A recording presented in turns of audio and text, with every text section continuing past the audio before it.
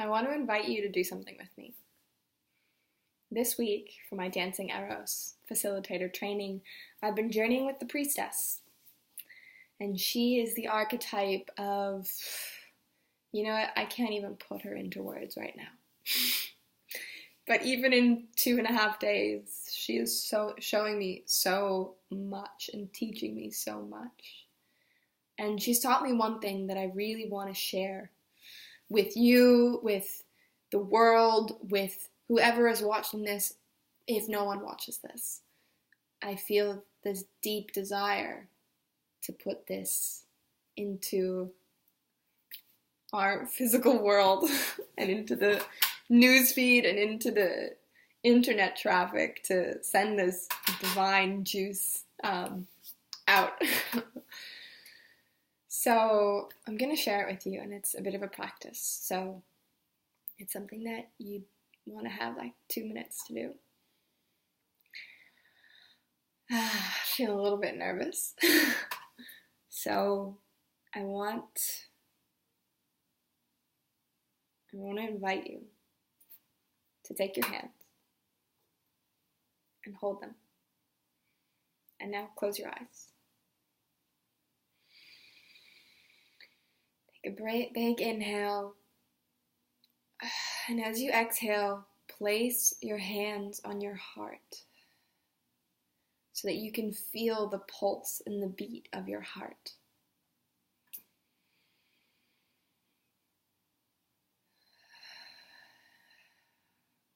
Can you feel it? Can you feel the pounding of your heart, the thumping of your heart, the beating of your heart?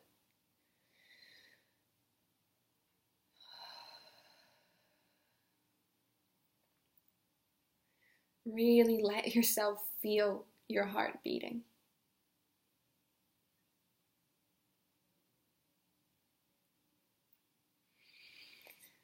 As I feel my heart beating, I am brought into such presence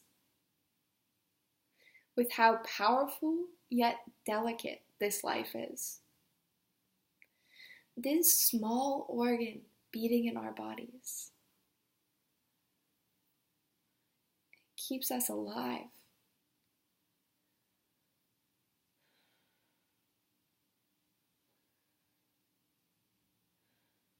It's the seat of our soul. Without our heart, there is no life. There is no feeling. There is no experience. There is no breath. The heart is the bridge. The heart is the bridge from the physical to the sacred to the spiritual. What makes you you? What makes you different than me? Because we're different. We have different personalities, different expressions, different desires. We are unique in our incarnation. Yet this physical body, although on the external we may look different, internally we have a heart that pumps and beats.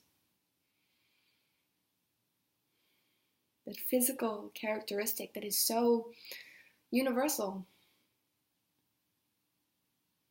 Yet we are so different. And we all walk such different lives. Yet we are so similar. And this heart, this is what the priestess has really been showing me, is that this heart beating in my chest, in my ribs, this heart is my ticket to life. And any moment it could stop. So how am I living my life? How am I speaking? How am I interacting? How am I choosing what I use my only currency, which is time, for? How am I spending this invaluable currency?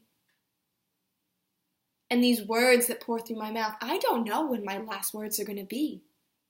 So how am I spending them? And this body and these hands, I don't know what the last thing I'm going to touch is. So how am I using them? And this body that I incarnated in, and that I love and take care of and feed and nurture and move and exercise, I don't know when the last day I'm going to use it is. So how am I using it? This heart reminds me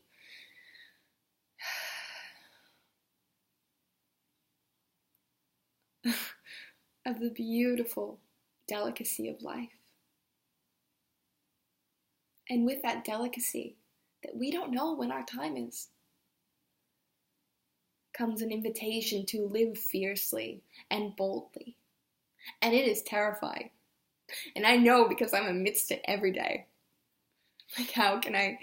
Yes, I know that's what my heart wants, but I'm so afraid to jump out of that box, to stick my hand out of the box and say, no, let me out. I will not speak that way. I will not follow that obligation, because this heart is telling me, hey,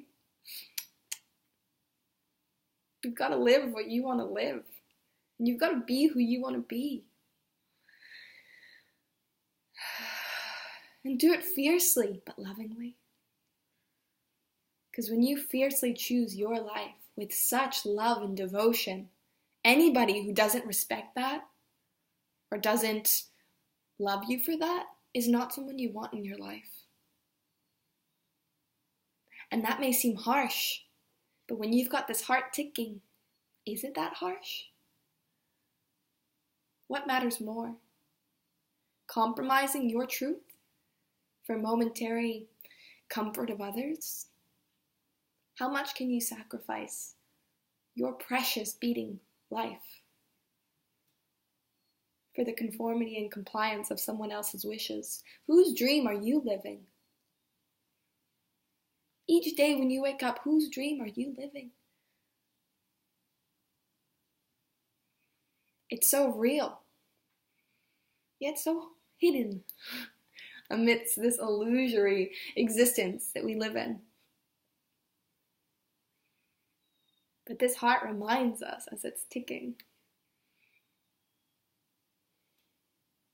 It reminds us, what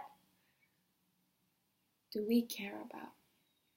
What really matters to us? And how much can we live that every day?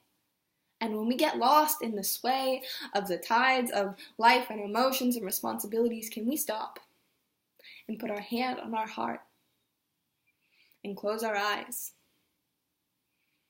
and realize we don't know how much time we have. So how are we going to live it? How are we going to give it everything we've got?